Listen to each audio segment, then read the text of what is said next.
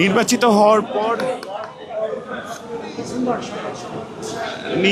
হওয়ার পর প্রথমবার সংবাদ সম্মেলন করছেন বিএনপির চেয়ারম্যান তারেক রহমান, এবং তিনি কিন্তু প্রথমবার জানাতে এসেছেন তার যেই নির্বাচনে জয়লাভ, সেই জয়লাভের পর যে প্রতিক্রিয়া, সেই প্রতিক্রিয়াই জানাতে কিন্তু তিনি এই মুহূর্তে ইন্টারকন্টিনেন্টালে এসেছেন।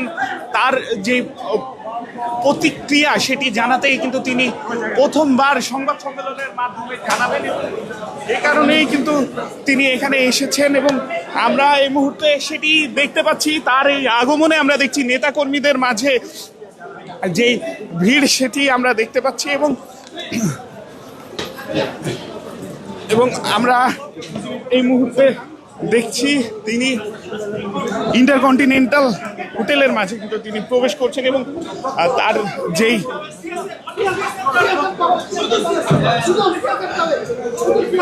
তার আগমনে আমরা দেখছি নেতাকর্মীদের মাঝে উচ্ছ্বাস কিন্তু আমরা দেখছি।